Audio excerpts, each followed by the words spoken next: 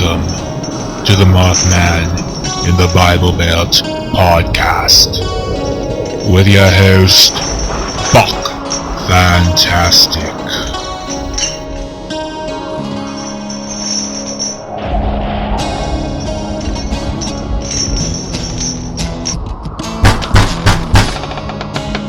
Girl Scout cookies. In West Virginia, good paying opportunities are limited and housing is unaffordable for many. This dire situation has led many to develop serious substance abuse problems. In a previous podcast episode, community land trust, rent control, inclusionary zoning, and income discrimination were discussed as a means of making housing more affordable and attainable. None of these items are being deployed in West Virginia to address the housing situation. LendingTree recently released a study finding that West Virginia ranks 4th in the country with unoccupied homes. Yep, an 18% home vacancy rate. 162,490 homes are sitting vacant. So, who's in front of us? Alaska is number 3 with a 20.5% home vacancy rate. Number 2 is Maine with a 22.7% home vacancy rate.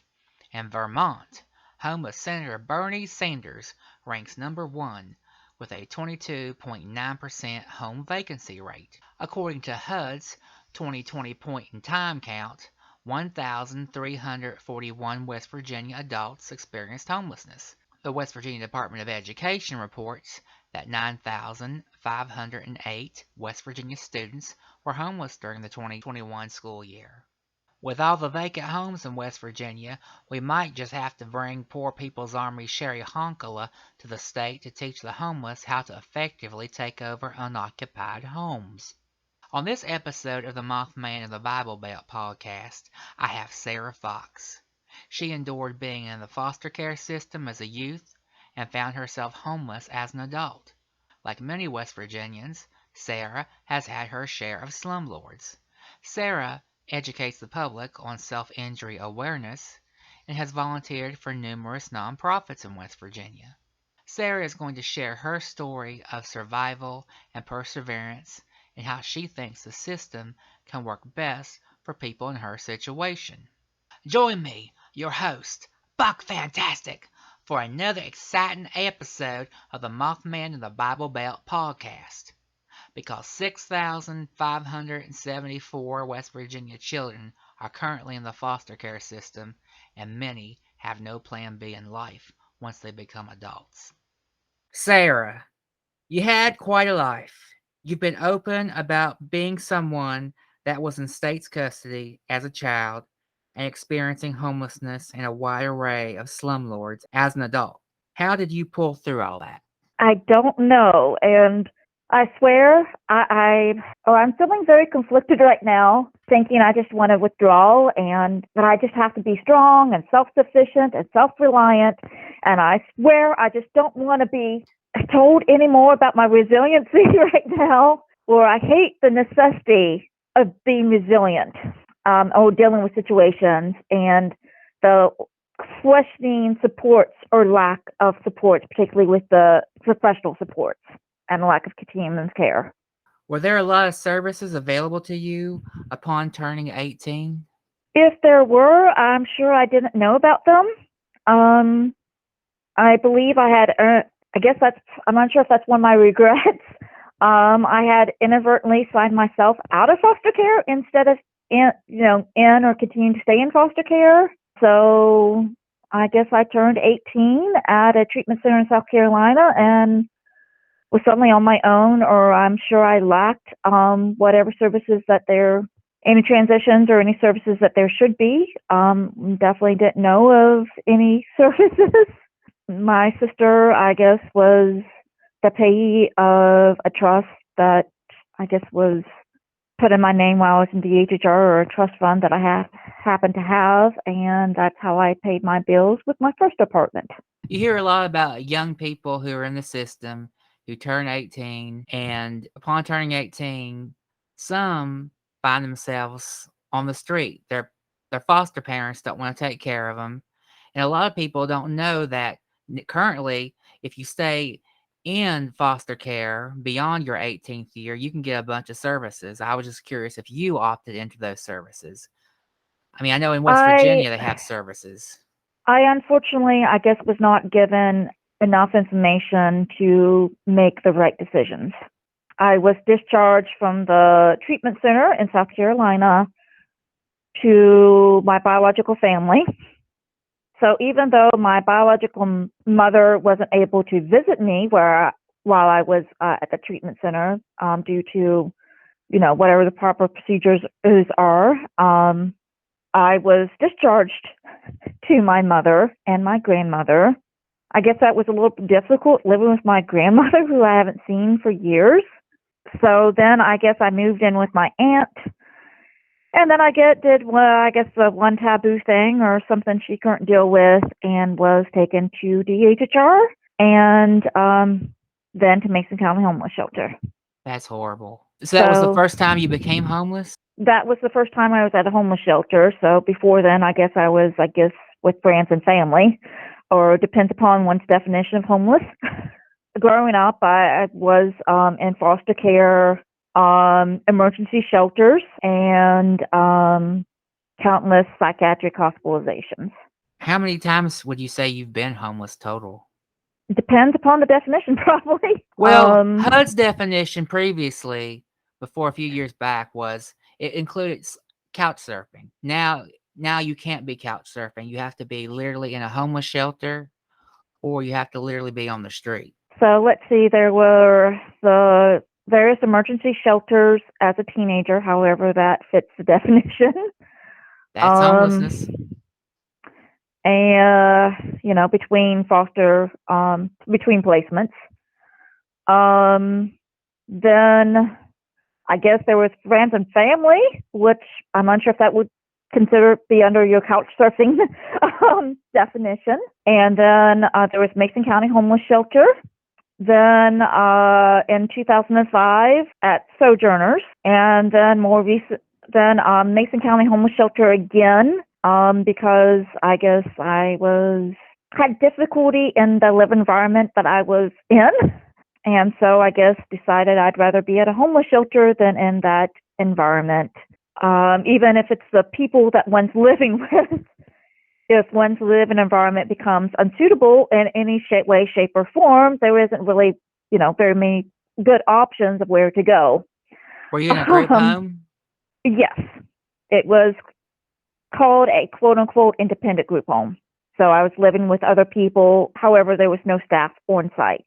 Were people thieving off of you or bullying you or pestering you? Or I think I would probably just had difficulty living with strangers of whatever gender they identified, especially with my trauma history or my personal difficulties.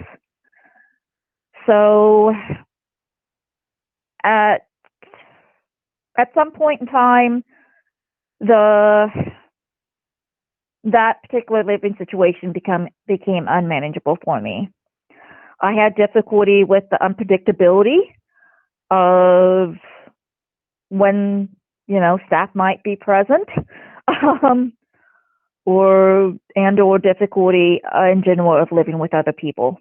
Have you ever wound up on the street, or have you just always been able to land on your feet in one of these shelters? Or I've spent very little time on the street itself. I think before I made my way to Sojourners in 2005, I guess I ended up staying with family again until I guess living with three people living in a one-bedroom apartment. Wow.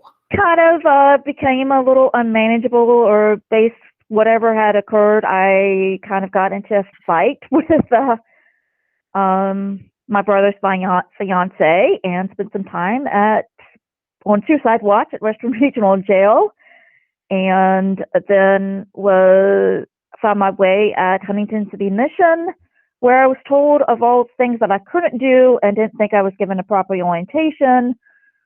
walked the streets, maybe around Veterans Day, and somehow found my way back to Charleston and to Sojourners. Wow. How would you rate homeless service providers that have helped you along the way? Were they beneficial? Did they help you become more self-sufficient, stand on your own 2 feet, or were they just ineffective? I have no idea how to best rate homeless services and providers. I think, in more rural areas, or sometimes you have to travel to go to the nearest homeless shelter, such as, in Roane County, for instance, probably have to find what shelter one can travel to that might have a bed. My relationship with the women's shelter here in Charleston has been very rocky. And in 2005, I probably spent more time at Pressed Air Crisis Recovery Unit or mental health services than I did within the shelter. And yes, I'm sure I probably did have issues with staff and issues with some of the staff back then in 2005, if I can remember correctly. Most recently, staff and or the organization may not be as trauma informed as we would like. And more recently, I guess I did have difficulty lasting longer than 6 hours at the shelter. That was Sojourners? It was. So how did they help you, or did they help you, I should say? I did develop a relationship with the aftercare specialist until she retired, and had the privilege of volunteering for YWCA and YWCA Sojourners in the past. And then I think I utilized the readiness center after I found a housing or post-resident. I was featured as one of the YWCA Sojourner success stories, and I'd have to double check the year and look at the article again. How could they improve services, in your opinion? I think I understood that I had to call the CAT team, the crisis assessment team, or I guess I was supposed to make arrangements before going to Sojourners. Then, of course, since we're after, I don't know when we'll be post-pandemic, but we're after COVID, I guess, at least. And COVID's still with us, I guess. However, I also understood that I had to have a negative COVID test to go to the shelter. So I was trying to figure out how to get that on a Friday evening. And MedExpress was closed, or there just didn't seem to be a lot of good places to get it without going to the ER.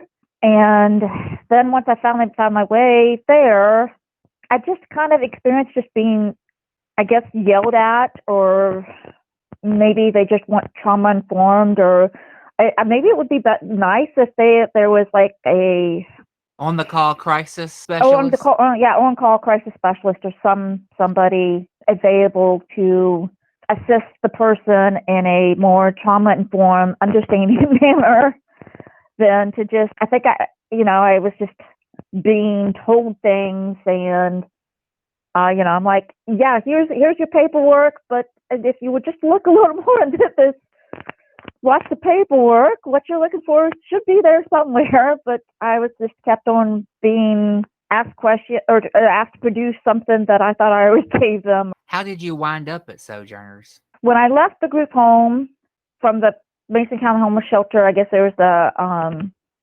housing first and the rapid rehousing ESG programs I understood I was eligible for.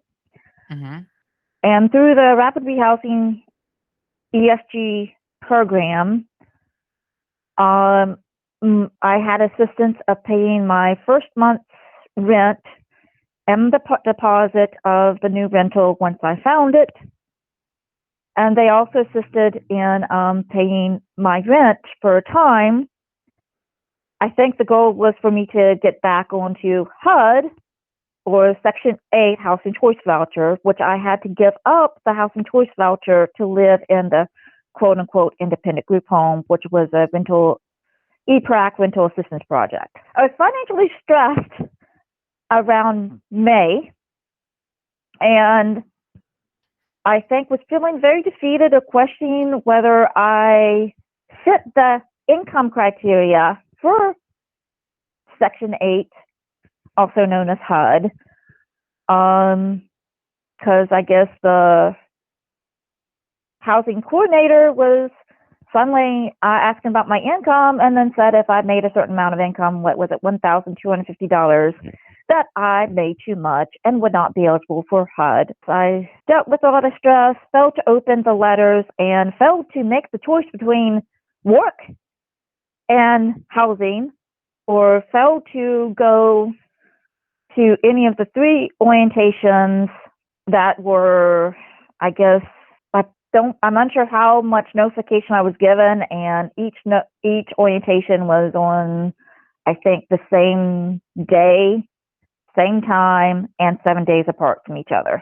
I had lost my confidence in HUD or Section 8 when I moved to Southside from the previous rental.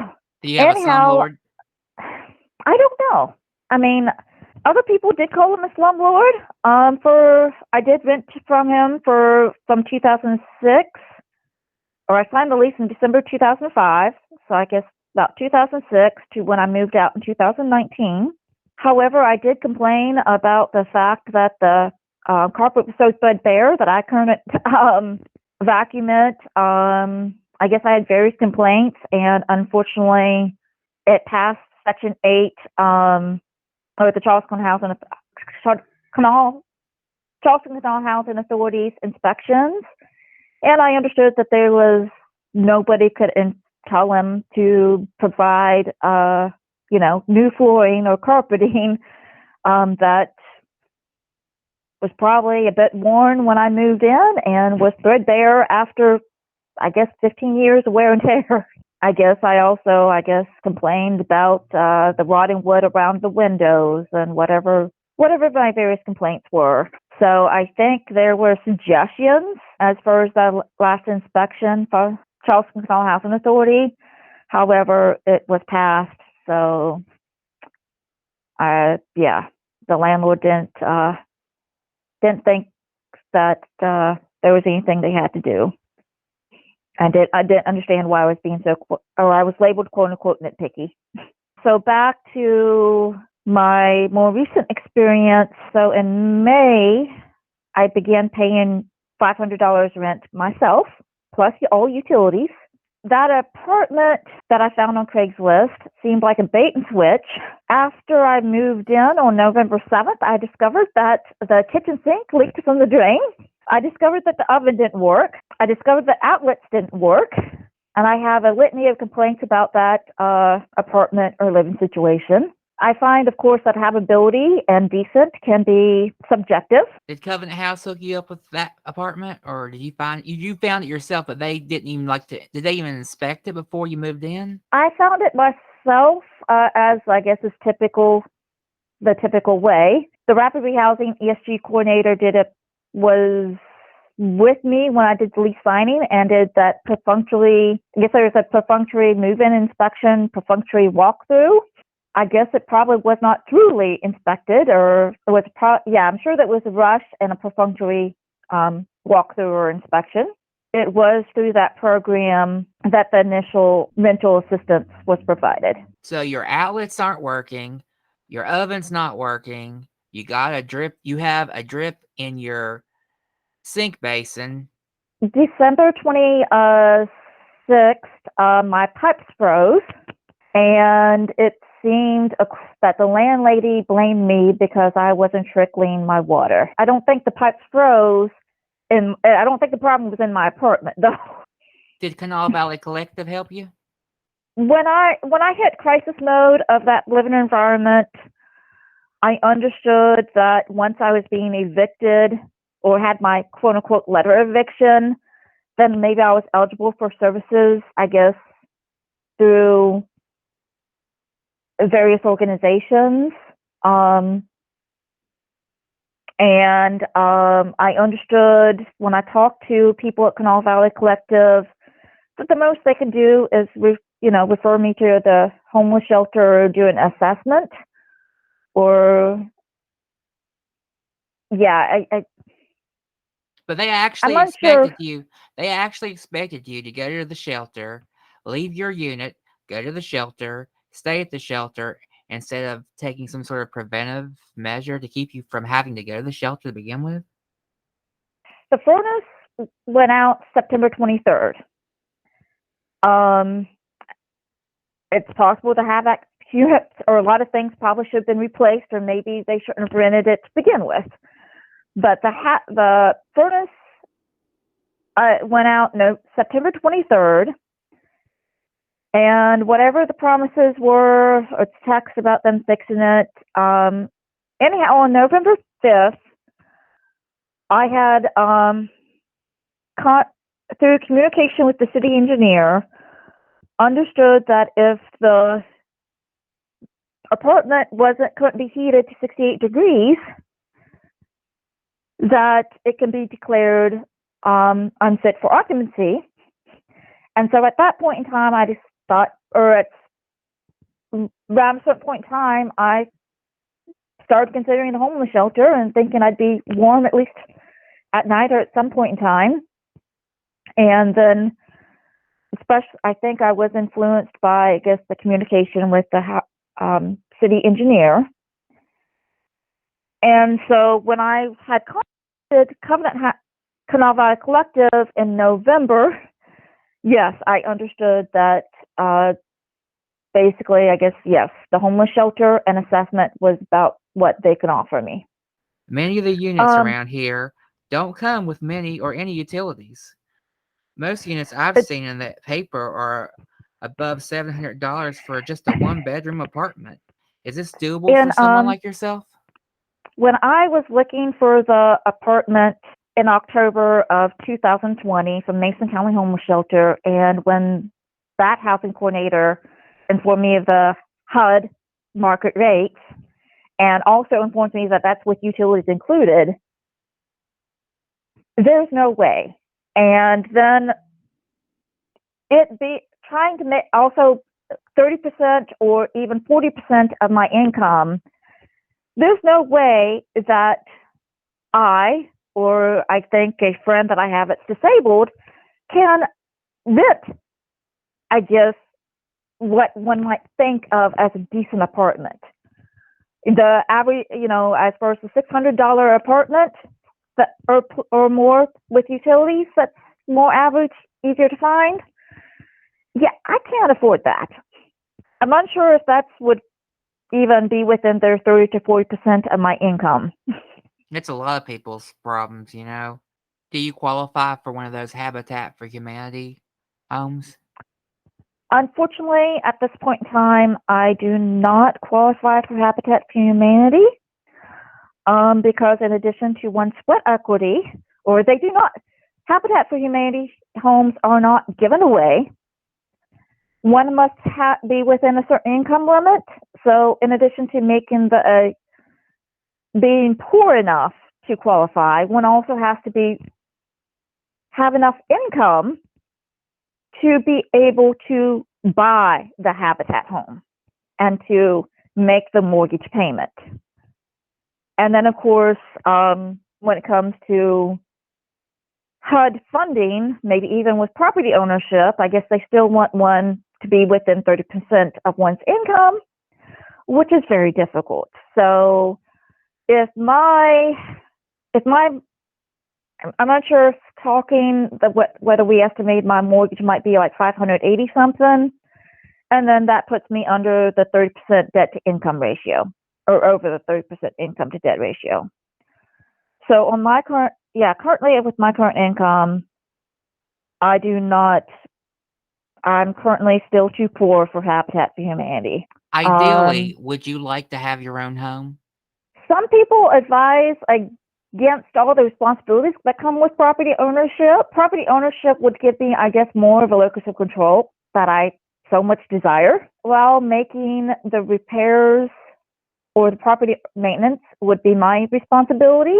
I also think that I won't have to deal with a middleman or wait for or have a maintenance person, property owner, landlord waiting on them to make the repairs or not make the repairs, or as I said, the middleman, I would have the ability, like anybody else, to do proper maintenance or to explain to myself that I am poor, it's social injustices, I can't afford to maintain my property, and could do just as poorly as the landlords that the typical rental system, equal or as poorly as them, and it is what it is. I do understand being able to afford property maintenance can be difficult. Do you think that lack of good paying opportunities is putting a major stressor on people like you and other people who are having difficulties affording rent and affording a higher quality apartment so they can be more I'm sure stably that housed? it is a very complex issue, and there's a lot of factors that lead. I personally I've been raised on public assistance. I have no idea about, or this idea of self-sufficiency is probably a very scary idea. I guess one difficulty that I currently face, I am currently working, and whatever benefits working has, I'm sure I make more income, I'm sure that I have more income than I would if I was just benefits only.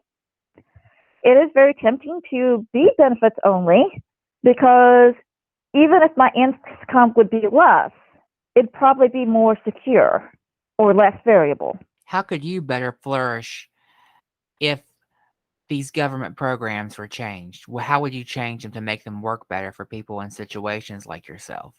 I guess I understand the maximum SSI is $841 maybe. I think, or I'm pretty sure it is very difficult to live on. I'd have to, the limit, the low limits for the QMB limits, which I'm yet to define what QMB means, but I guess I associate it as something to be within certain limits to get subsidies or assistance with insurance. The low limits, and I'd have to review what the limits are for supplemental nutritional assistance program. It's very hard to live on those low limits of $1,000 and something.